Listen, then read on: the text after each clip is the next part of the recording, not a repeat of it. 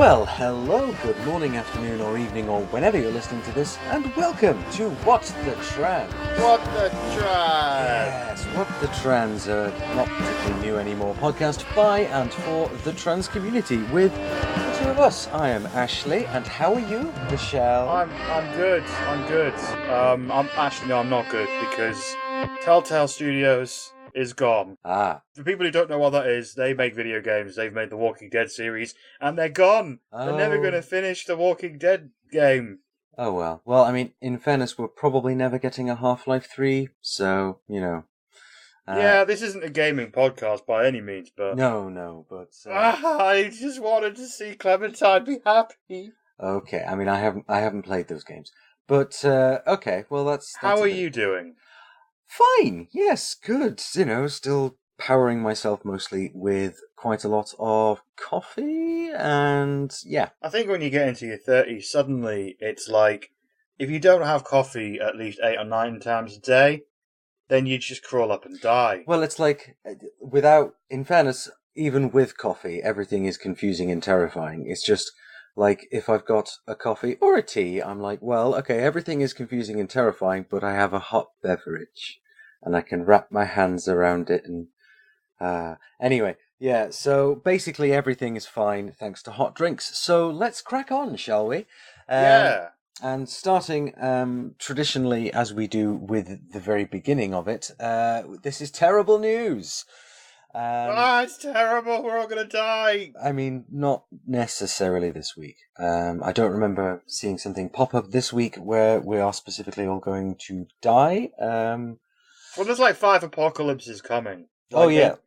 But not people always report on them, but we don't do that. We're not the apocalypse show. No. We should start the apocalypse show. No, we shouldn't. All right, we're busy enough doing. But all the Alex Jones people have no one to go to now. There's a gap in the market. We could be like we could be the Walter White of fake news. Let's do it, Ashleigh. No. Come on, I can do my Alex. I can do my impression. Okay. Oh God, the frogs are turning gay. I'll be honest. Just because you can do something, it doesn't necessarily mean that you should. That's true. That's a good philosophy. However, our first newsworthy item is a group of people who did something absolutely because they should, which is, and this news item is just headed with Liverpool is great, which it absolutely is, specifically Liverpool Council this week. So Liverpool City Council has hit back at all of the turf-based twattery of the Liverpool Resisters and their sticker-based bullshit.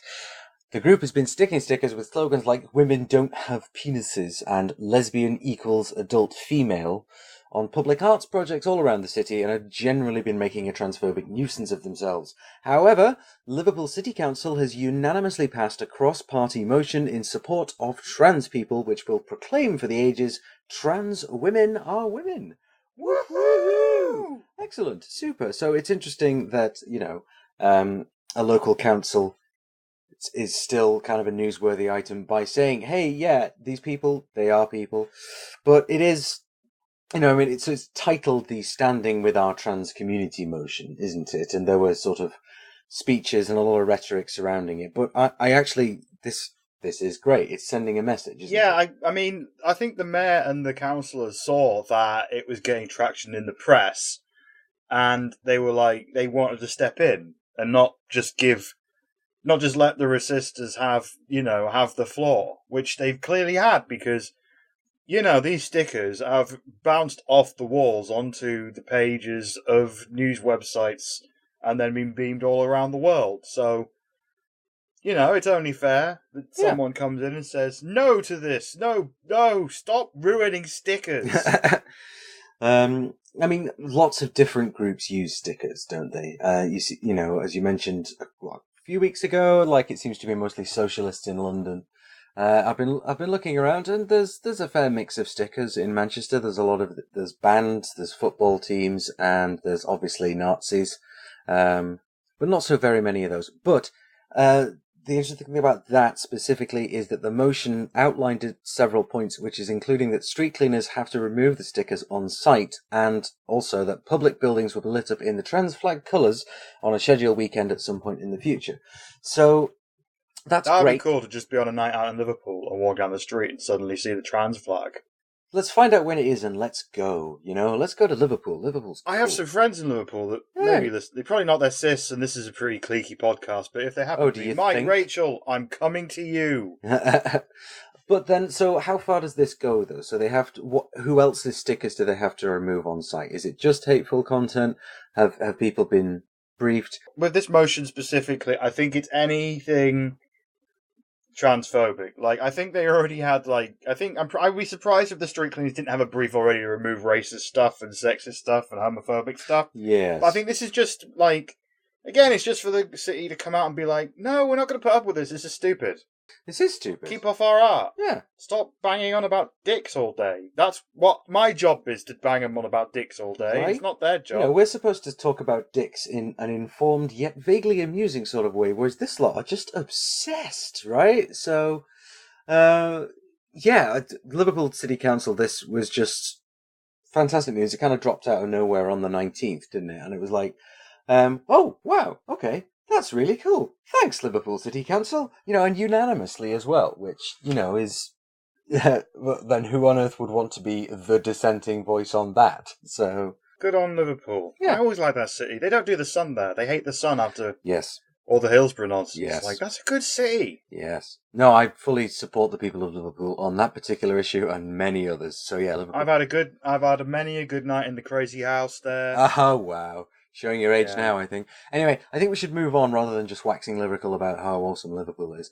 So, in other trans people don't have penises news, and actually some of us don't, and some of us do but don't want to, and that's kind of the whole goal. So, in more news of that caliber, Angelos Sophocles, a Durham University philosophy student and massive man-shaped puddle of arse juice, has been fired as the editor of the Cantatus News, a student publication, after tweeting out that trans people don't have... Tired of typing it. So that was... Yeah, sorry, that was me. I just couldn't type it again. Oh, I see. Right, okay, that was you. I wondered if that was in the tweet. I should check in on you a little more often when you're doing the notes, I see. Sorry, that's on me. Yeah, it's cool. In fairness, I'm tired of reading it. So, but he also resigned as president-elect of the uni's humanist group. So naturally, the press have jumped on this as yet another example of free speech being eroded by the evil trans cabal, which, again, we here at this show would absolutely love membership of because, as we've mentioned, Michelle wants the power to bring back Telltale Games from the dead. So, well, I think that if we could get editors of student magazines fired, we could totally resuscitate, have a whip round and get episodes 3 and 4 of The Walking Dead game out. I mean, yeah, that's absolutely fair enough. So please, if you are part of this trans cabal that secretly controls the world, we can be extremely useful as propaganda officers. So just finally to note on this, the student himself is unrepentant, of course. I may be wrong, but women might indeed have penises, although I don't believe that to be the case. So he sounds like such a prick. He does sound like such a prick, doesn't he? Yes. When I was at uni, I was in a bar with some friends, and I don't know what the context was, but I made a joke where the punchline was something like Stalin. Oh dear. And this kid turned around to me, a first year, just telling me, said, Stalin, the father of Soviet Russia. Uh-huh. And he just wanted to start this. He'd been at uni for a little bit, he wanted to start some kind of intellectual debate. He had no idea that he was speaking to people who made jokes about Stalin and genocide because I was an idiot. Well, we're all idiots when we're that age, so... Yeah, I've made peace with it, I've forgiven myself and learned from it, but still, the point stands. That person... This is what it screams of. This guy who's just Well, I disagree. I hold a dissenting opinion which is more valid than yours, because privilege, essentially. And you have to fucking... for him to be a decent guy, you have to, come up with a fucking academic argument with references and shit, and it's just, and if you refer to your actual life, that doesn't count. So you got to do a whole bunch of reading. You got to look at a reading list. You got to fucking take a course in chromosomes and biology and all this other shit to define who you are to satisfy this wanker. Well, fuck him. I'm not going to waste my time. No. So let's not, shall we? Yeah, fuck him. Yep. What's next? The next thing is more fucking stickers. I am so sick of talking about bloody stickers, right? So, more of this as transgender trend nightmare person Stephanie Davis-Arai has issued an apology. after everyone pointed out that producing transphobic stickers targeting trans kids will be used to target trans kids. So the stickers... Sorry, I wrote that. I don't know why I'm laughing at it, just the way you said it. Sorry, go on, sorry. You ruined the moment. I was being dramatic. Anyway, the stickers, images of which were featured, of course, on Transgender Trends' website for people to make their own, featured delightful slogans such as "No child is born in the wrong body" and "Medical sex change treatment for children is an experiment," which, I mean, that's very child-friendly, isn't it? It's just the language. Surely, absolutely, children are going to understand what that means. And kids should not be taught in school that they can choose to be a boy or a girl. And it's like, well, they're not. They've usually got to teach the teachers that actually no, trans people are real. So Stonewall have, of course, issued a strong condemnation, saying that the stickers can contribute to an environment where the bullying of trans students can flourish, which, yes, I'm sure that was precisely their idea. But Stephanie Davis-Arai tweeted her apology, saying, although we obviously never intended our stickers to be used in schools, we understand people's concerns that they could be used to create conflict between students. Right. So, bollocks. Yeah, you think? Bollocks. Absolute bollocks, because she has said in the past that she wants the parents to stick all these stickers on pencil cases and stuff. I mean, I don't think she explicitly said it, but how many adults own a pencil case? I mean, you know what I mean? Yeah, it's not pencil many. Cases are 90% in schools. She wanted these stickers in schools, and when they get into schools, trans kids gonna see that and be like, "Oh, great, cheers." And teach their kid that it's okay to be a prick to trans kids. It's just she saw this as a massive PR own goal and was just like, well, we'll just lie. Yeah, I mean that's usually what happens really with this lot, because I mean the whole argument is lie upon lie upon lie. So lying about something else isn't going to bother her a jot. I suspect she will sleep just as soundly tonight. In one of the long read articles on BuzzFeed, it was reported that she absolutely supports outing trans kids to their parents. So if a trans kid comes out at school, she believes that the parents should immediately be informed, regardless of what other context there may be for the student telling a teacher rather than their parents. So yeah. I've been suspecting this for a long time, but I don't necessarily think that this is entirely about protecting kids. Do you know? I think you might be onto something there. I'm very rarely right about things, but I think I am about this. I should tell my parents; they'll be very proud of me. You may well be onto something. Yes. Well, let's look into that as a further issue. And finally, from the business desk of our, of course, well-staffed newsroom, a gender-fluid director at Credit Suisse has been named in the Financial Times on a list of the top 100 women in business. Known as Pips Bunce, the head of Global Markets Core Engineering Integration Components, which is a really specific market to be the head of, came in at number 32 on the list. So literally like a boss. So Bunce has said in an interview in 2017 that for me, being gender fluid means I am non-binary, at no fixed point on the gender expression spectrum. I personally have no desire to transition. It doesn't affect my physical makeup, whereas for others that identify the same, they do wish to transition. There are really no hard and fast rules, as these are only labels. So, yeah, there we go. Another win for the capitalists. I'm going to be completely honest. When I first read about this, I was like, you know what it is when you basically look at the world and you're always a bit cautious about sticks to beat you with? And I could see that certain quarters would not like this at all, because they will argue horrible things about this person being so and so, in other words, that we have banned on this podcast. Yes, and I had that incredibly selfish, but then it is selfish, but it is from experience as well, where I could see a stick there ready to beat me with. But then, I've been trying to get over that for years, and I think I have, because they are living their truth, and it's not like they went for this thing. I think that this thing was put on them by somebody else. Yeah, and it was drawn up by a bunch of people at the Financial Times, so they've sort of corresponded around and so... Oh, I thought you said that the Times. I was just like, fuck, the Times have done a thing with trans people? No, the Financial Times. Oh, the pink one. That's apparently very good, but I can never understand it. The FT. Well, you know what? Good for the business community, I guess. Yeah. Well done.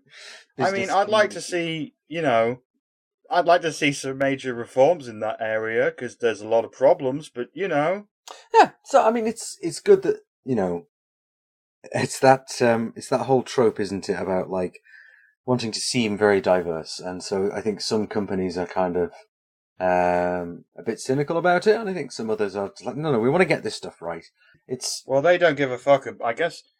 I mean, that's a they're all change in itself. Like in the 50s, if somebody showed up to work in what everyone would see as inappropriate clothing, they'd probably be fired and put in an asylum. So we have come a very far way that they could just, be themselves. And I guess it's one of those things where capitalism is all about the bottom line. And it's not like if they're managing a hedge fund or whatever, it's not like they're going to give a shit. Like, have you seen The Big Short? The Big Short, no, I have not. Well, it's all about the financial crash, and basically Christian Bale in it plays a hedge fund manager, and he just shows up in like shorts and a t-shirt. He's there listening to like Mastodon and Behemoth and like heavy metal loudly as he's like predicting the financial crash and stuff.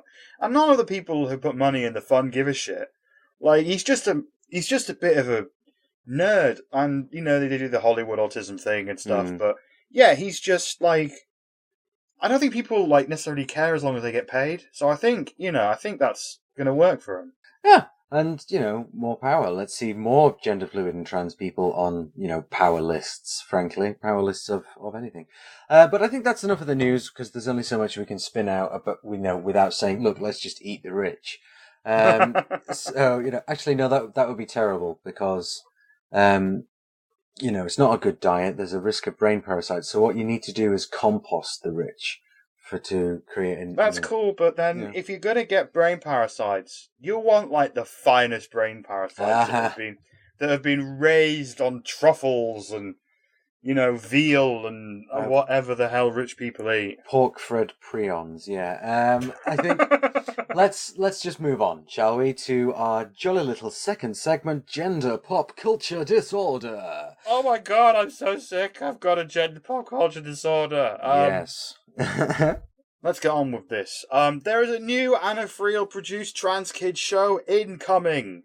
Before the year is out, ITV are going to screen a show called Butterfly, which is produced by Anna Friel and stars her as a mum who comes to terms with her kid coming out as Maxine, transgender girl, and I think one of the first trans kids on ITV. I don't know. We're running out of firsts, I think. Probably, yeah, but it's about time we did. But so yeah, I think it was when there was a county's first trans fighter, and I was just like, we're running out. Yeah, that's it. I've missed my shot. I really could have done with being a first of something. Well, but anyway, move somewhere rural and become a firefighter. Anyway, carry on. Okay, so the details about the show are few, but being the overly optimistic media junkie that I am, I have a feeling this is going to be a fairly standard ITV drama. It's part of a new season. That's like a new season of ITV dramas. You know the kind of thing. Yes. Like an hour and a half.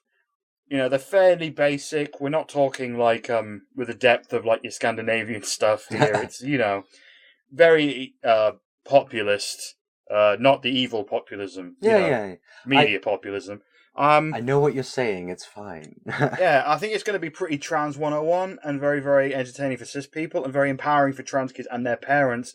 Maybe not as much interest for the wider trans community, maybe, but I don't know. I could be wrong. We'll see. I mean, I'll be watching it. I was just going to say I do know a little about this actually, because I know that some people I know through one charity or another have actually been helping out as script consultants and asking them about various things, and they have indeed been speaking to I think at least 2 or 3 sort of sets of parents and obviously the trans youngsters who were begat by them. I was just trying to think of how to finish that sentence, and I don't think I did it right. Anyway. I think that gives me hope. And Anna Friel told Yahoo News, I think it's very important. It's a very important story to be told, which will educate people. And she went on to compare it to a famous moment on Brookside back in 1994, where she kissed a lady and the entire country went bananas. I remember. Like she said, think back to 25 years ago to another girl. And now all that time on, now it's the blink of an eye. So hopefully we'll make the same progress. Like she's sounding a little bit Eddie Redmayne, which we'll get into later on when we do the movie stuff. Yes, we will. With the whole, like, oh, this is an important thing that needs to be told. I'm going to tell it. I'm the savior, blah, blah, blah. But, you know, it makes me hopeful that this is going to turn out all right. I mean, you know, there is a risk that sometimes they get too into explaining and too issue-based in some trans stuff, where the rest of the thing can suffer. And I think, like, that is important that everything is get right, but you've got is right, but you've got to get a balance, because I would love to see something that gets remembered, like a prestige show. Yeah, basically Pose. I want Pose. Every show I want to be Pose. Yes. So I was wondering how long it'd take you. I mean, well done. We're sort of 20 odd minutes in, and you've only just mentioned Pose. So it's you're getting My better. therapist will be so proud of me. You're getting better. Yeah. Anyway, let's move on to the next thing. Jonathan Van Ness, the hair guru on Queer Eye, has, in an interview with BuzzFeed, said that he didn't see the focus on surgery in the episode as sensationalizing, and that the show was very much aimed to be a trans 101, not just for the United States, but the entire world, due to Netflix being a global platform. Basically, there's been a lot of controversy that we've covered before about this episode, and like this is a wide-ranging interview about a lot of topics, but this came up, and you know, I think in a way he was right. Like I said when I reviewed the show, it wasn't for us. It was for everyone else. And I think it will do more good than harm in a way. Yeah, and I think we did sort of say that at the time, didn't we? And I think watching that as a trans person, it's like, okay, I'm sick of this story. But actually most people aren't trans, you know, and kind of having a window into that experience can indeed be of some value. And well, fair enough. Essentially, you know, with what he said, aimed not just at the US, but the rest of the world, because Netflix is global. It's like, okay, I hadn't specifically considered that, but yes, okay. But then I suppose different countries have different available things. I don't know. Anyway. Well, yeah. I don't imagine it's going to be a hit in Russia. Maybe not. I don't even know if Netflix has made it to Russia. But yeah, like, you know, I'm willing to give Jonathan Van Ness a bit of a pass, because he's my favourite one on the show. He's lovely. He basically came on the show. Like I said last time we talked about this, like he basically came and just like, right, okay, I've just been reading about hormones and what they can do to your skin, and here's some products that will help, blah, blah, blah, blah, blah. And he was focused on Skylar. 100%. Whereas a number of the others were very much focusing on the trans bit. Yeah. I thought that was worth mentioning, but I'm pretty sure that that's probably the last we're going to hear about that, unless Queer Eye. You know what? I'd like to be on Queer Eye. I know they usually do men, but fucking hell, like I could use the help. Actually, totally. You know, if you guys are up for a trip to Britain, then oh man, I really could do with your help here, guys. Anyway, yes. So the last thing, sort of friends of the pod, Fox and Al Fisher, trans activist legends and trans power couple, according to many papers and stuff, have written a book. Yes. A book that I could have done with as a teenager, the Trans Teen Survival Guide. Not a lot to say about this because I haven't read it. The book is out now, and I'm sure we will have a review if we can get a free copy, because I'm broke, I'm on benefits, I got nothing. Fox, Al, can we have a free copy? We are poor and want words in our eyes. Yes, so I think what Michelle is trying to say, if you happen to be listening, Fox and Al, is that we would really appreciate. I don't know. Anyway, yeah. So we'll review that book. It'll be. So I've heard quite good things about it already. There's been a lot of press surrounding it, and obviously I'm pretty sure I trust Fox and Al to do something like this pretty well. So yeah, tomorrow night they're doing like a reading at the Waterstones on Tottenham Court Road, which is a pretty big deal. Like that is. Oh right, so that's a London thing. Yeah, it's a very London thing. It's like I think it's like the flagship Waterstones. And they're selling tickets for it. Like, I mean, that's a big deal. Like, that whole area is basically Bookshop Central. I walked into Foyles once down that road, and there was, like, the founder of Twitter. Don't know his name. I think Jack something. He was there promoting a book. Just founder of Twitter. And I just went in there to, like, you know, have a look at the comics. Well, I mean, maybe he did while he was there as well. Like, you know, tech companies, there's a whole traditional nerdy element to it. Although maybe he's one of these new new Silicon Valley nerds who isn't really interested in video games and D&D so much as like fascism. Yeah, I was thinking that. Alright, so that's that with the gendered pop culture disorder, but kind of not really, because our hot take this bi-week is the trans movie extravaganza. Yes, we've been to the flicks. Yeah, basically what we sort of planned out is that we picked a whole bunch of movies, only movies where we thought that the protagonist was a transgender character.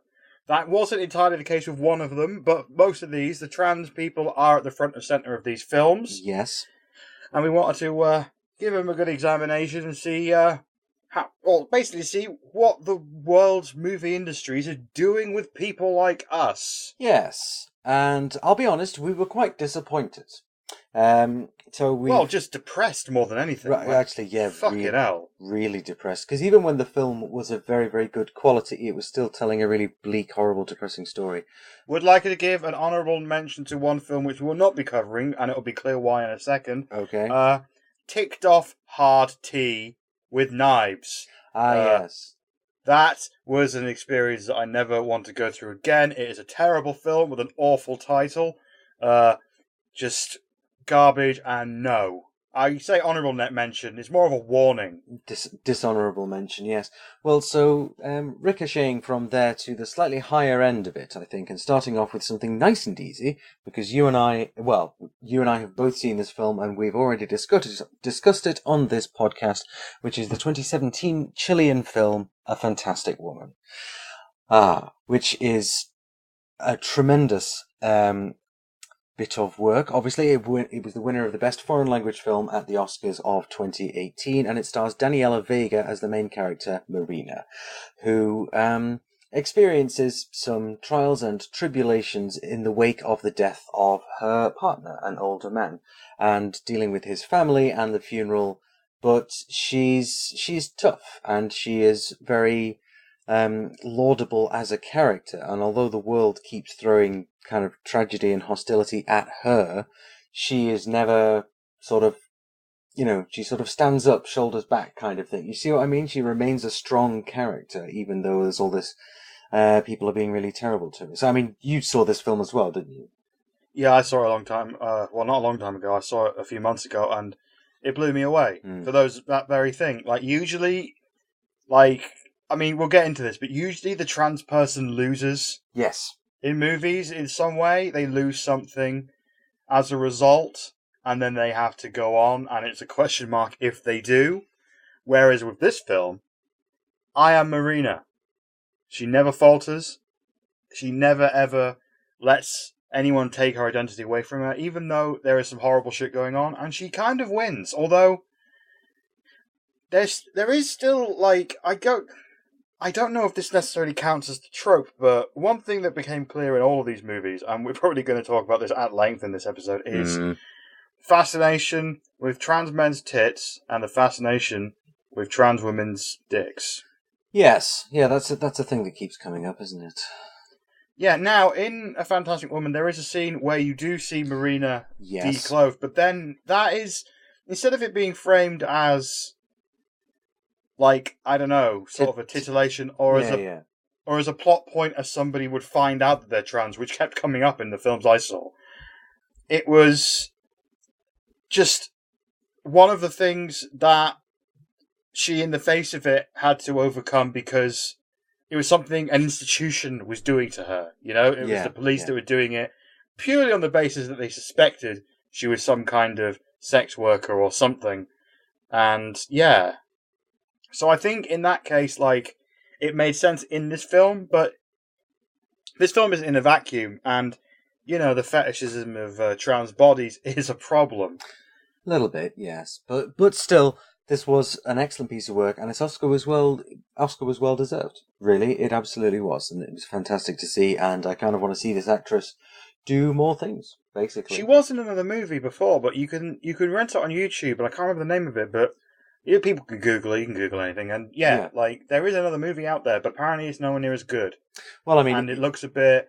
the child comes home, and they're trans, and they've transitioned, and the parents are like, bleh! Oh, dear. That's what the trailer says, so, who knows? Yeah, fair enough. Anyway, so what was your first offering? It's called Normal. Okay. Came out in 2003. Directed by Jane Anderson, and it's starring Tom Wilkinson as Ruth Applewood, cisgender man, famous for Eternal Sunshine of the Spotless Mind and a few other movies, and Batman Begins. And Jessica Lange, no need to list her credits because she's Jessica Lange. She's got a bunch of them. She plays Ruth's wife. It's a HBO TV movie, so it's hard to know how successful it was. But I remember when I was working in a video shop back in 2004, because I'm old, and there used to be these places where you would go and rent VHS and DVD. A simpler for time. the youth. Yeah, very simple time. A stupid time. Let's call it the stupid ages. It was but a anyway. stupid time. Anyway. Yeah, so, a HBO movie made it to a small DVD rental shop in North Yorkshire. So it was relatively successful in that respect. And it was critically well received. And so, the beginning of the film, within the first 5 minutes, you are told completely bluntly that Ruth and Irma have been married for 25 years. Irma is deep in the closet. And then suddenly, she just blurts it out. I was born in the wrong body. I should have been a woman. I want to have the surgery. To her wife and her pastor.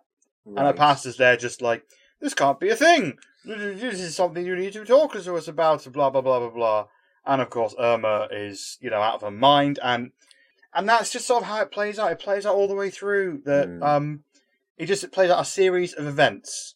It's not a traditional narrative. It's just... It sort of grows, and the characters change over it, and their actions lead things. It's a very, technically and everything, it's a very good movie, but it's very old hat, and it is completely out of fashion. Because Tom Wilkins is playing a transgender woman, which is just weird, and it's got lots of just her being treated like garbage by her employer, by her employees and stuff, and it's just hard fucking work. And tropes. Yes. You do kind of see her naked, but not really, just, topless and stuff, so, when she's very much still in guy mode. It seems to be focusing a lot on how the transition is affecting the family. Not really going into too much about what's going on with Ruth. It's an issues movie. That's just what it is. Yeah. Eking the drama out of something that can happen in families, and it's just a bit meh. But then, it's just a bit meh, but then I know it's good. Because people, like I said, I know it's good academically, but I never want to see this fucking movie again because it's so fucking dour and depressing and tragic. And, I just want to see a trans person in the MCU, okay? Yeah, I'd like to see some trans people with happy endings, which, relatedly, my next one absolutely does not have. Oh God, I fucking hate this movie. Sorry, go on. I know, it's fine. And if we're playing trope bingo, I think this one might be a full house or something, because it is, of course, The Danish Girl, which came out in 2015, directed by Tom Hooper, who directed previously Les Miserables and The King's Speech, and it's starring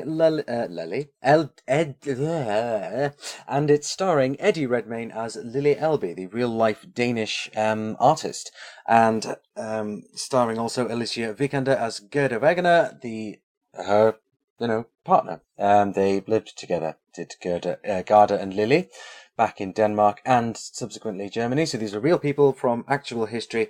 And Alicia Vikander, is that right? Anyway, and so she won the Best Supporting Actress for her portrayal of Gerda. And this film was released to much fanfare, and it's obviously we've made mention of doing a Redmayne before, and Eddie Redmayne during one of the publicity tours for the film, or possibly at its premiere, said, I think this film's going to do great things for trans rights, or words to that effect. Lots of people were like, Eddie, you dude, come on, man. And the film itself is, of course, it looks absolutely sumptuous. It's a period piece set in the 1920s. Obviously, it looks splendid. Everybody looks splendid. But it's got all the tropes. It's got her, Eddie Redmayne's character walking down a large wardrobe, running their hand down all the dresses and fur coats that are there. It's got obviously shots of her doing makeup in the mirror and being made over by another woman. It's got it all. It's got it all. And all of it is stuff we should have moved past quite a long time ago. And so, hitting the trope button once again, of course, this is the tragic trans character who just has everything go horribly wrong for her and then she dies. And so that's, and that's the film, essentially. Sorry, spoiler warning there. But, yes, so watching it, so if you've seen this film twice, I didn't need to rewatch it for us having this little movie night. Because I don't blame you. I remember it well enough because, like, the first time I was sober and like, oh God, this is, and then the second time I was drunk and I was even more angry, except right at the end when I cried. So it's just like, I feel like such a traitor to myself. But have you seen The Danish Girl? You must have seen that, right? Yeah, I have, Yeah. and I didn't go into it with high hopes because I was reading up beforehand, and there was a furore about Eddie Redmayne being cast as a transgender woman, and the director was like, I think he is the best person for the role. Which is like, oh, so you think Eddie Redmayne is the best person in the world to play a trans woman? Like, no trans woman could have done it? No trans woman ever could have done it? And I like Tom Hooper. Well, I like Les Mis. I mean, I love Les Mis anyway. I'm a musical idiot. So, I love 30 People Singing at Me. So I loved that film. And that made me excited when he was doing it in that way. So I just thought, oh, a big Hollywood classic production. And this will probably be aimed more at the Daily Mail 50s age group, I thought. The Merchant Ivory crowd, yeah. Yeah, that's where I thought it was going to go. Just like, that's quite exciting. They're going to have this movie out for them. And then it just so many fuck-ups. And it did have trans people in it, but they were in it for like, what, a minute? A second or two, yeah. So there was Rebecca Root and Jake Graff were both in it very, very briefly. And actually... Yeah, she was the nurse, wasn't she? Yeah. She was, yeah. And so actually I was talking to the casting person, like, beforehand, because I got the casting call for that, and I was like, well, I'm not going to London to be in 10 seconds of film. And then this actually quite famous and well-known trans actress in the UK, Rebecca Root, was the one that did it. And I was like, okay, I feel kind of bad for... Like, no, it's better that she did it, but also, does that not seem tokenistic? It seemed tokenistic to me, I felt, but, whatever. There's that thing where, this is actually a trope, where they will wrangle a bunch of actual trans people in the movie to be in it for about 2 seconds. Yes. To basically cover up the fact that they got, someone that people know about to play the trans person, and it's just so fucking rotten. Yeah, it's rubbish. But anyway, enough of that. I think we could spend quite a long time bitching about The Danish Girl, as I believe we have at various points. So what was next on your hit list? Well, I sat back and watched a romantic dramedy. Okay. Kind of hate that word, but that's what it is. Boy Meets Girl. Okay, which was very hard to find because there's about 20 films called Boy Meets Girl. Yes, I remember you mentioning it in the list, and I was like, okay, well, good luck. And I absolutely haven't seen this one, and I think it's just gotten mixed up in my memory with any one of the other films that are called Boy Meets Girl. So... This movie does everything right. Like, it's basically about... It's an Indiegogo campaign, limited release, like, tiny thing, and it's very much made sort of as like a manifesto, kind of. It's got that behind it. And the director, Eric Schaefer, he's not exactly known. He hasn't really done anything since. He's just like this tiny filmmaker, I think from Georgia, He's not like huge. Basically, he's cast Michelle Hendley as Ricky. She is a transgender woman playing a transgender woman, which, tick, excellent. Good, points. Yep.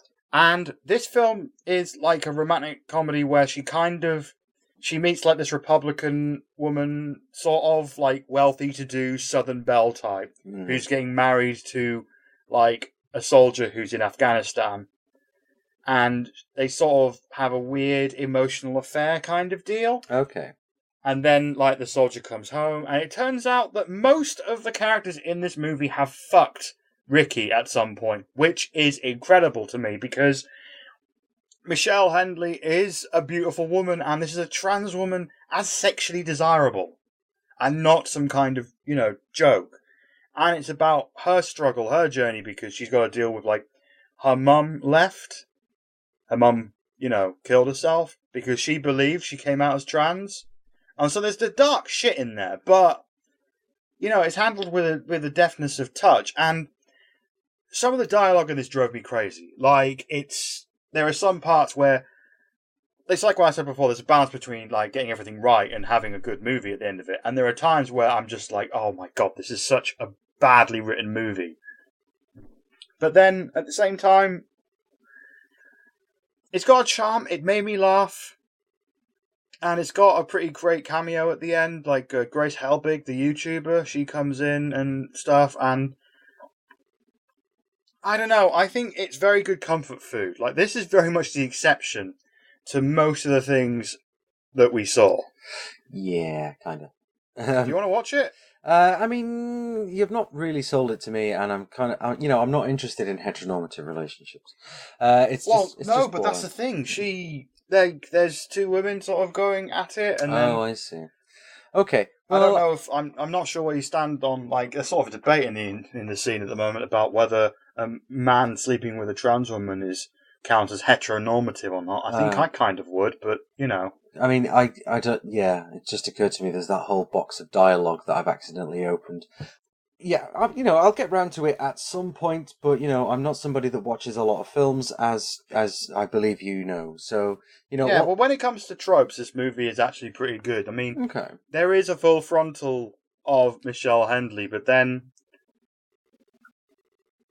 like, it's kind of basically at the end. And if you're still listening to this, I did the spoiler warning already, guys. So this is your fault. But at the end, like, she basically is bent, like, skinny dipping. There's a spot they go skinny dipping, and she gets out the pool, and you see her full, like, body, but it isn't like a titillating moment. It's very much this is my body, will you accept me as I am? Absolutely.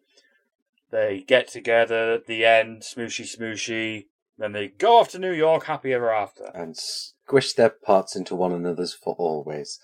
Okay. Yeah, so that's the closest it gets to a trope, but overall, like, you want a movie that does it right, maybe even sometimes at the cost of the quality of the film. This is it. Yep, fair enough. Anyway, so let's move on, because there's only so much mileage we can get out of a film that only one of us has seen. So on to, and so I'm not quite sure which of my two I should do first here. So we'll go for the one that you'll have to accept my apologies that I don't remember this one particularly well, because I watched this at the end of watching 4 films about trans people, and I was pretty well trans-filmed out by that point, and I was very, very tired. But I watched a film called Tangerine, which was released in 2015, and stars Kitana Kiki Rodriguez as Cinderella and Maya Taylor as Alexandra, both of whom are transgender performers. And so it's a very interesting film. It's not... I haven't seen anything like it for absolutely ages. And I know you, Michelle, said you kind of got a scary Requiem for a Dream vibe from it. And I kind of see what you mean. I don't think it was quite so intense and unremittingly bleak as the ending of Requiem for a Dream, perhaps, because it does offer sort of hope for the majority of the characters in a very small way, although admittedly the final scene takes place immediately after transphobic abuse. So, it's kind of with urine. It's a particularly shocking and awful moment. Yes, it was no fun at all. But then it's like, they just kind of have each other to rely on in that moment. And obviously they go to the, again, final scene of the film, they're in a laundrette, and one of them lends the one who's been attacked with piss her clothes and her wig as well, I think. So, yeah, so there was that kind of moment of friendship and support and kind of solidarity, which I think there's that theme came up quite a bit in the film. I think even in the face of horrible sort of discrimination and kind of criminal activity and drug addiction, it is still strangely quite a light-hearted film. It's quite a deftly written comedy, I would say. It's also got these moments where it's like, oh god, and like leaves you staring straight down into the abyss, So yes, I quite liked it. I think to be honest, I think for a more coherent review, I need to watch it again when I'm less tired and it's not like 2:30 in the morning. So, Well, I actually watched it again last night because I Right. was like, all right, I'm going to go into this and I've watched a whole bunch, I'm going to watch it again. And I fucking loved it this time. It clicked. It just completely clicked with me. Everything good. about it. Like, I loved how it's set on Christmas Eve. Yes. Like, I love how, Kitana, Kiki Rodriguez's character, Cindy, she just got out of jail. She'd been in for 28 days, and that's the set. It's just like, this is her first day out of jail, and like, the thing that sort of drives it, like, one of the central plots, because there's a few, isn't there? There's a taxi driver guy. Yeah, he's who crazy. likes getting off with trans women, and then Yes. there's Maya's performance at the bar. But yeah, Cindy basically spends the whole film trying to hunt down the woman that slept with her fiance, who's a pimp. It's just slice of life of like an underclass of LA, and it's filmed on iPhones. Did you know that? I did. So I looked this up afterwards. That's fucking incredible, right? Yes. Like, yeah, I mean, they did all the audio on something real because they're not like us. Like, I'm recording on my iPhone. Like, this is basically an iPhone set up this entire podcast, and I don't think we'd get away with it, like, Probably. making a film on our iPhones and stuff, but they fucking nailed it. Yes, they absolutely did it. I mean, it looks great no matter what they filmed it on. And it does, as you say, it's just like a slice of life. It's got this kind of real, engaging, funny, and sometimes quite dark story, but it was great. Super. Great film. Go watch it. Tangerine, released in 2015. Yeah. What sure, about tropes and stuff in it? Like, I can't really think of any apart from sex workers. Yeah, so trans prostitutes are a thing in a lot of movies. Obviously, trans sex workers, but I stopped making notes by that point. I'm sorry that if there was a full frontal nudity shot, I didn't note it down, and I don't specifically remember it. No, I think you get sort of flashes. Like, it's not overt. Like, you do get a few little shots of stuff, but it's not. To be honest, you see a lot more cis bodies than trans bodies in this, which is like that scene where Cindy goes into like a really dark, horrible brothel that's just in like a 2-bedroom flat, and it's just full of just like not particularly titillating people just banging each other, and she's just there screaming the place down, trying to hunt down the woman who slept with her man. It's so dark, but then so weirdly funny. But yeah, like I don't think it necessarily gets that, but I don't know. It's just like Sean Baker, the director. He is an auteur. Like the film he made after this was The Florida Project, which is about sort of the same rough thing. Like I think it's another iPhone movie where it follows a bunch of kids. Right. Whose parents have lost their house, like a house foreclosed on, and they live in a hotel. Let's not get into too much detail about. No, I'm not going to get into too much detail. But it's a very, very similar sort of premise. Whereas a slice of life, day in the life of these kids who are living in extreme poverty. So this is kind of the thing that he does, and I think it's pretty great. Yes, all power to him for it. Cool. So we agreed we liked Tangerine. Super. So chalk that one up. That's a result. What's next? I fucking hated this movie so much. I think I know which one it is. Go on. Transamerica, 2005 movie, directed by Duncan Tickett. What a name. Dumb name, dumb guy, dumb fucking movie.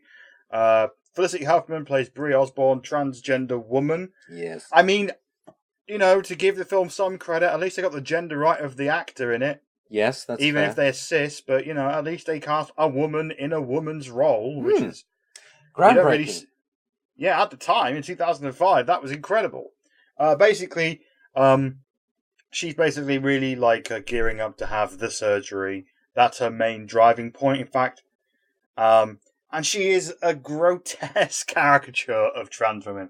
She literally lives in a pink house. She wears a pink suit. Always high heels. Sticks her little finger out when she's drinking tea. It's just, oh my god. So I saw this film once and ages ago, and it made me very, very angry. Because as you say, it's so tropodelic. And obviously, so she's got a son, hasn't she, who sort of materializes. And she's like, haha, surprise, I'm trans. And that's another trope, isn't it? Surprise transness. Yeah, like, I mean, it's sort of, I guess you could make the argument that it basically, well, let me just go back and do the plot Yeah, yeah. overview. 2 sentences on the plot. Basically, she's in her life, she's waiting for surgery, she gets a call from a jail in New York, someone who is her son has been locked up, she goes bails him out, and the therapist won't sign off on the surgery until Bree has sort of connected with her son, because she's like, I don't want anything to do with my old life. I don't want anything to do with this child. I just want to go, get this sorted out, and then go back to my life as Bree. And the therapist's like, no, because I'm scared you'll have the surgery and not be complete. You need to go and be with your son. And then they sort of go on a weird road trip where she's basically trying to find somewhere to pawn him off. But eventually they sort of, mother, son, and blah, blah, blah. Sort of patch it up buddy movie, yeah. Yeah, but then, almost in the last third of the last quarter, she sort of is forced in a position where she has to come out suddenly. And it's fucking grim. Right. So grim. Like, as in, so how do you mean? Like, not well done? Or it was a long time ago when I saw it, remember? So It was, just hard to watch. Because basically, the kid, he's 17, but he wants to be a porn star. He's been a sex worker. He's been a bit in trouble. He's at risk. He's an at-risk youth. And he wants to sort of thank her for helping him out, but he doesn't know that she's his mum. Father mum. yes. Or whatever. Yeah. He doesn't know. So then the way he is, he wants to thank her by banging her. So he comes on to her, which is so awful. Okay. And she's just like, what are you doing? I am your father. I am this dude in the picture. Which I think the film was trying to say, because the whole thing is just like, she needs to accept who she was and accept that she was this other person for a while. And she's not just suddenly going to become a magical new person. She's got to accept that before she moves on. And in that moment, it was the film set up that as a massive bit of growth for her, right? But then also they had this horrible other fucking thing going on. So it kind of, I guess, it framed it as, if a trans person is authentic but also accepts who they were and tries to find some peace, it's going to cause some fucking chaos. I think that was the message I got from that scene, even though I know what they were going for. And that's just one of the many things that pissed me about this fucking movie. You see Bree's dick, as, that's how the kid finds out she's trans, just looks out and there's Bree with this, obviously massively fake willy, because Felicity Huffman, I'm pretty sure doesn't have one. And it's just fucking grim. Surprise trans with a dick. I fucking hate that trope, and that's in there. And the character is just kind of garbage, almost at levels of, I'm a lady from Little Britain, you know what I mean? Fuck that fucking movie, right? Yeah, speaking of things that are hard to watch, Boys Don't Cry, from 1999, starring Hilary Swank as real-life trans male teenager Brandon Teena, with Chloe Sevigny playing his partner Lana Tilden. So Hilary Swank actually won Best Actress at the Oscars in the year 2004, this film, and it tells the story of a young trans man named Brandon Teena in Nebraska who has some hate crime committed upon him. Unfortunately, so the whole film is about Brandon, his life. He sort of moves to a town,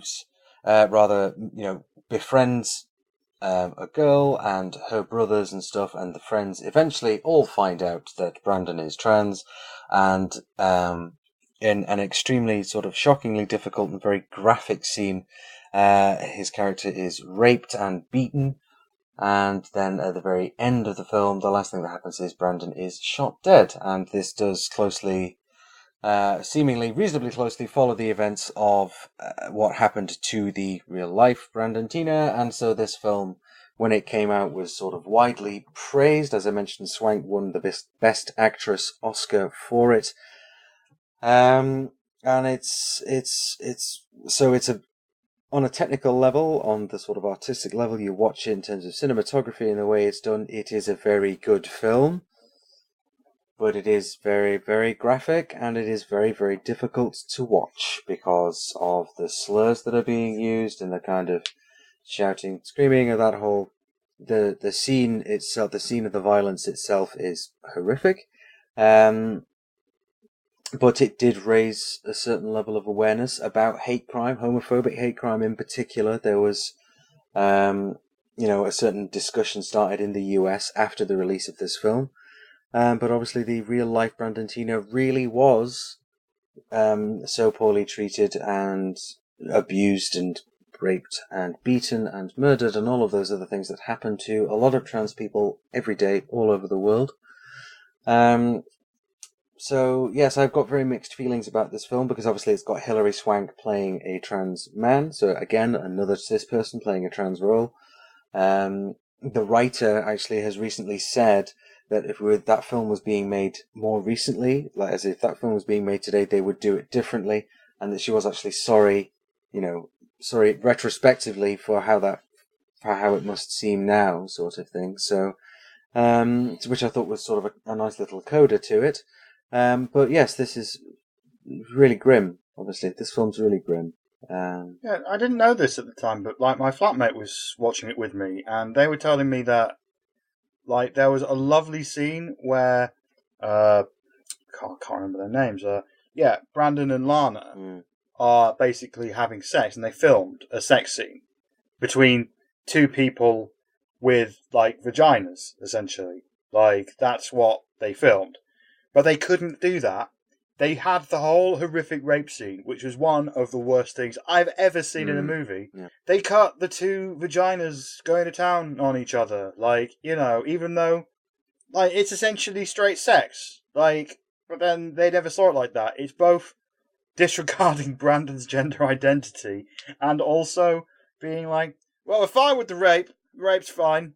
We'll just show all of that in horrific detail, which made me sick. Yeah. Yeah, so it's a tough one. I mean, in a way, it's kind of seminal film, isn't it? Because this was a point when trans issues, to an extent, were part of the conversation, very briefly, if just in this kind of roundabout sort of a way. Yeah, and I think in some way it invented some of the tropes, like surprise period, outing trans man. Like that's something that I've seen in Degrassi. I've seen a few times, and like finding trans guy films for this was not easy. Yeah, like I think there was maybe 10.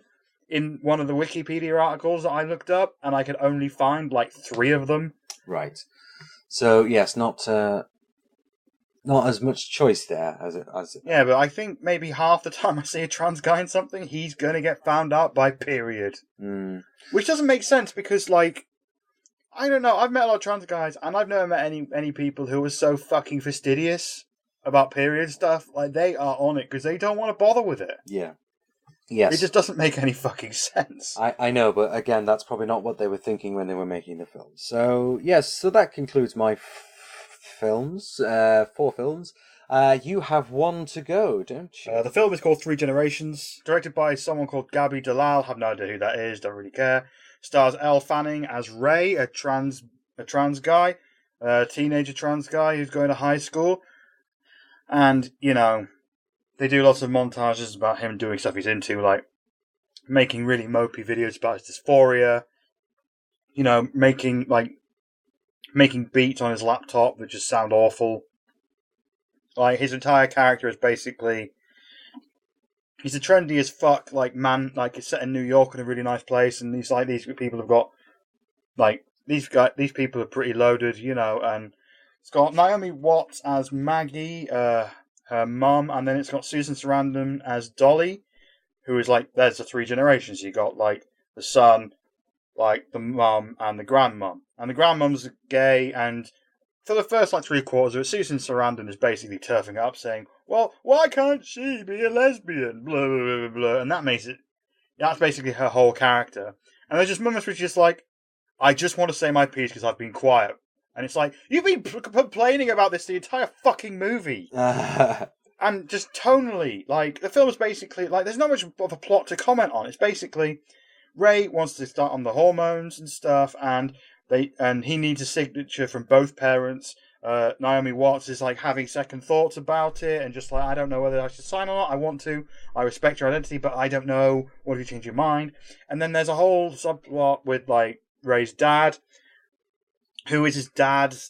He's an asshole. He's not an asshole. I just stopped caring because it was just so fucking boring. And then like Susan Sarandon just pops in every now and again, going, "Well, I'm shipping this," and then you've got like such a tonal shift where like Ray gets punched in the face, but like a transphobic attack, and then they just have a really funny scene when they go and reclaim his boot, and Susan Sarandon climbs over a fire escape and gets shouted at. And it's just really funny. It's just like fucking pick a tone and stick with it. Like, it's just tonal whiplash was a thing, and there were just long scenes that didn't go anywhere, and it's just a fucking garbage nonsense movie. And Elle Fanning, good actor, garbage in this. It's just garbage, absolute fucking garbage. Trope Town, lots of looking at tits in a mirror, lots of, focus on, like, all the physical. Ray is a one-note character. He is trans. He is a trans guy. That's it. He likes his laptop, and he is trans. That's it. That's the only thing. Maggie, Naomi Watts, mom of a trans person. That's all she is. Susan Sarandon. Oh, she's tough. Then 3/4 of the way through, I respect your identity now. Seemingly out of nowhere for no reason. It's just like because they read a screenwriting book and just like, oh, we need a theme that goes in here. Joseph Campbell says we need to do a switcheroo here. Like in this, instead of a climax moment or whatever. And it's just I could run about this movie forever, but it's just fucking garbage. Trans men, don't watch this fucking movie. It's not going to make you feel any better. I don't think anyone should see this. So you didn't like it then? I loved it. It's great. Yeah, cool, awesome, excellent. So come on, let's summarize this. All right, okay. Right. I mean. Unless, actually, no, sorry, do you have anything to say about Three Generations? I do not think I do. Yeah, I can... The listeners know that I can talk forever, it's fine. So, come on, I watched a fair few more than you because I've got no job at the moment, so I sort of have the time, and you've had a very busy work time at that night now. But from your experience of watching these movies, what are your takeaways? How is the film industry of the planet Earth? So you kind of think getting better, because obviously I think the best one of the films that I saw was A Fantastic Woman, and although it's still got some things in it that by being realistic do tell quite sort of dark and depressing stories, but the best one was A Fantastic Woman, I think, which is obviously very recent, but even that has still got a certain, caveat with it, because it's about a trans woman, etc., and we're all the trans men in the films, essentially.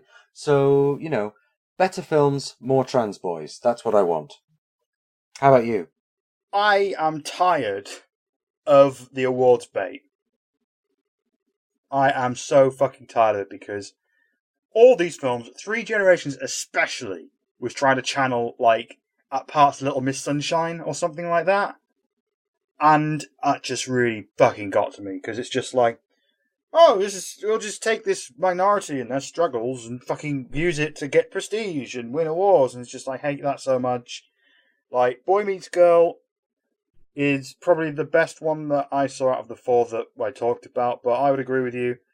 A Fantastic Woman, far and away the best one, because it's about the trans woman's journey, and she kind of wins. Like, maybe in 10 years we'll look back and be like, this is problematic as fuck, because now we've got a trans Captain America, which needs to happen. It has to happen, doesn't it? Though. Anyway, carry on. And I'd say that I changed on Tangerine. That is an excellent film that I think will be remembered, and I think in a way it's timeless, because it is showing a slice of life of people who totally exist. I think in a way it's more authentic in a lot of ways of Boys Don't Cry for that. And would you agree with that, or am I being a shithead? Probably, yes. I think the tone of the discussion is changing, and I think so if the film about someone like Brandon Teena, something like Boys Don't Cry, was to be made now, it would be very different tonally, wouldn't it? I think people are moving away from kind of seeing trans people as kind of unusual and freakish enough. So it's like, well, let's just let everybody get on with our lives. I like to think that we can move quite a long way further forward without needing to make another film like Boys Don't Cry. That's not to say that it's bad, it's just that it's really, really difficult, and I'd actually quite like it if we could stop being murdered, because that's the main thing. That's what you want to see, isn't it? Yeah, I'd like our lives to be depicted. I'd like our lives to be depicted as anything other than wrapped in tragedy. But then at the same time, we have problems that people need to know about, Yes. and film is an avenue to get the message out. Yeah, like, I know. Boys Don't Cry did some good. It did, know. and that's the problem. How far does that go? So saying, oh well, that film did a lot of good. It's like, well, is that measurable? Is that tangible? And yes, it almost certainly has done, as has A Fantastic Woman. Simply by talking about the issues, by having them out there, by being represented by actual trans people now, it's that is all to the good. But we shall, we can only see how it develops. You never know, because Hollywood, depending on how things go in the US over the next few years, Hollywood might be taking a few deliberately retrograde steps. I don't know. We shall see. But let's wrap up this night at the movies, because we kind of need to wrap up the podcast, I'm afraid, babes. So, yeah, we are approaching our time. Okay. We sure are. Let me trundle through this bi-week's Dickhead Dispatch, and this week I have a open letter to Graham Linehan, the writer of Father Ted, The IT Crowd, and to the Lady Killers adaptation in London from 2010 that I saw twice because I was such a big fan of you.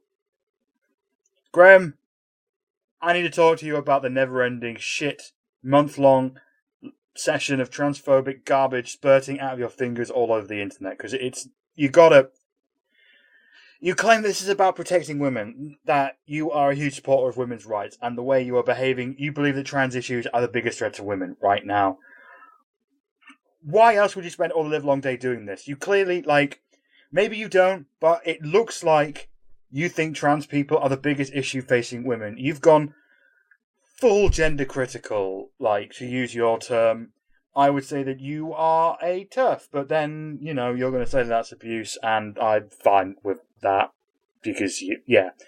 Anyway, now, if you are such a huge supporter of women, I've got to ask, why do you spend all your time on a minority that makes up 0.5% of the global population? Maybe more, maybe less. I looked up on Wikipedia. It doesn't matter. We are so tiny. Why not spread awareness about the gender wage gap? What about the failure of every institution ever to protect women from sexual assault? What about the tampon tax that affects everyone with a vagina, the vast majority of which are women? Why not tell your 700,000 Twitter followers? Sorry, 670,000 now. You've lost 30,000 since you started the stupid crusade. Why not spread awareness of those issues with the people that still follow you? Why don't you do that? Well, I have a hypothesis, and maybe a theory. I don't know yet. I don't know if this is true. I don't want to go into libel. I don't know if this is a thing, but this is my theory. See, I think that you fall in love with hating. And that's understandable. Hate is intoxicating. It feels good to hate. It feels good to hate a straw man of a movement. Let me start again. It feels good. It feels good to hate. It feels good to strawman a movement into something that you can aim your righteous indignation at. That is why Twitter is full of hate. Usually hate is something people have to keep in check. We are all capable of hate, and we find ourselves going down that road. We must stop it and examine ourselves and grow.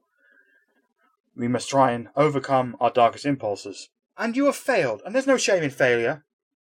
But you are in it, and the hate is lighting up your brain as if you just drank a Coke. As if you just drank a cola filled with cocaine.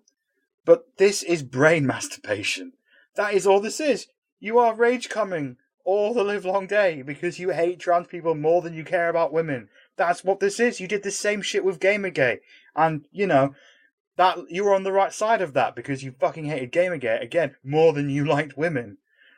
Again, this is a hypothesis. I don't know for sure, but I would bet all my money on this being the case. So at least be honest. Because when you claim that, when you claim you're doing this to protect women, you sound like someone wanking over a porn magazine and then turning around and saying you did it, you bought the magazine and wanked on it because you hope the people in it take the money you spent on it and go to business college. It's stupid. So fucking stop it, you prick.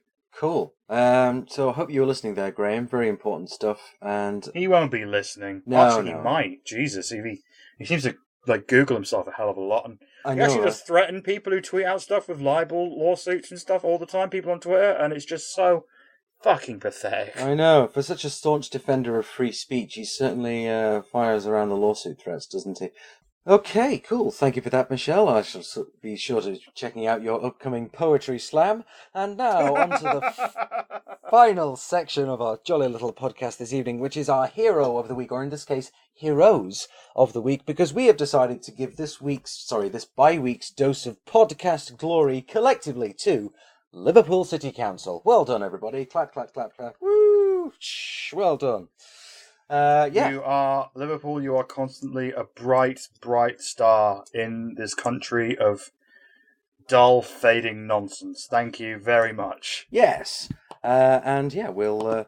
I'm pretty sure we'll be seeing you quite soon. So yes, that is all the time we've got for. Yes. Any final thoughts? Nope. Just to say more. Do the internet things. Follow us on Twitter at WhatTheTrans. Follow us on Facebook, facebook.com/WhatTheTrans. Follow me on Twitter. I'm sort of doing it more now. At Meesh Tool. MEESH Tool. Because I'm a big tool. I see what you did there, yes. Follow Ashley at... Don't you dare tell them my Twitter handle. Okay. No, it's at Ashleigh Von Doom, because of course it is, if you're particularly interested. So, yes, have a super bye week. We'll be back again in a little while. Goodbye. Ta-ta, listeners.